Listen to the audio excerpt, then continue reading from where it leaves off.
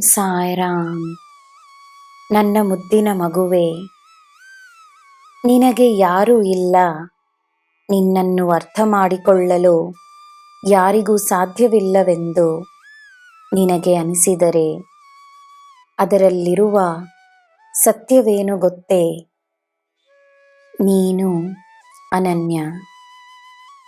ನೀನು ಮಾಡುವ ಒಳ್ಳೆಯ ಕಾರ್ಯಗಳನ್ನು ಎಲ್ಲರೂ ಅರ್ಥ ಮಾಡಿಕೊಳ್ಳುವ ಅಗತ್ಯವಿಲ್ಲ.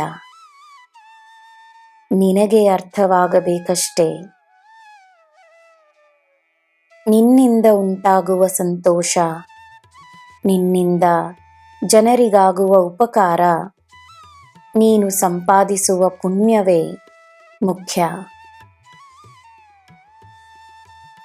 ನಿನ್ನಲ್ಲಿರುವ ಒಳ್ಳೆಯ ಗುಣಗಳು ಬೇರೆಯವರಲ್ಲೂ ಇರಲಿ ಎಂದು ಪ್ರಾರ್ಥನೆಯನ್ನು ಮಾಡು. ಅಪೇಕ್ಷೆಯನ್ನು ಬಿಡು. ಅಪೇಕ್ಷೆಗಳು ದೂರವಾದಷ್ಟು ಸಂತೋಷ ನಿನ್ನ ಹತ್ತಿರವಿರುತ್ತದೆ. ನನ್ನ ಮುದ್ದು ಮಗುವಿಗೆ ಏನು ಕೊರತೆ?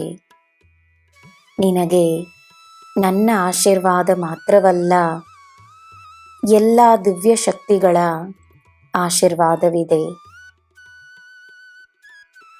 ನಿನ್ನ ಜೀವನ ಭವ್ಯವಾಗಿರುತ್ತದೆ, ನಂಬಿಕೆ ಇರಲಿ. ನೀಡಿದಷ್ಟು ಪಡೆಯುವೆ.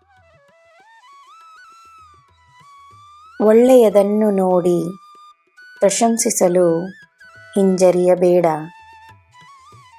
ಬೇರೆಯವರನ್ನು ಹೊಗಳುವುದರಿಂದ ನಿನ್ನ ಶಕ್ತಿ ಕಡಿಮೆಯಾಗದು, ಇನ್ನೂ ಹೆಚ್ಚಾಗುತ್ತದೆ. ನೀನು ನೀಡುವ ಪ್ರೇರಣೆ ನಿನಗೆ ಗೌರವವನ್ನು ತಂದುಕೊಡುತ್ತದೆ.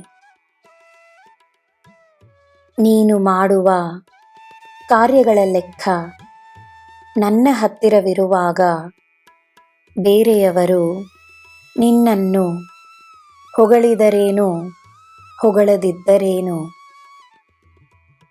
ನನ್ನ ಮಗುವೆ, ನಾನು ನಿನ್ನನ್ನೇ ನೋಡುತ್ತಿದ್ದೇನೆ. ನಿನ್ನ ಮೇಲೆಯೇ ನನ್ನ ಗಮನವಿದೆ. ನಿನ್ನಲ್ಲಿಯೇ ನಾನಿದ್ದೇನೆ, ನಿನಗೋಸ್ಕರವೇ ನಾನಿದ್ದೇನೆ. ನಿನಗೆ ಎಲ್ಲ ಶುಭವೇ. ಜೈ ಸಾಯಿರಾಮ್.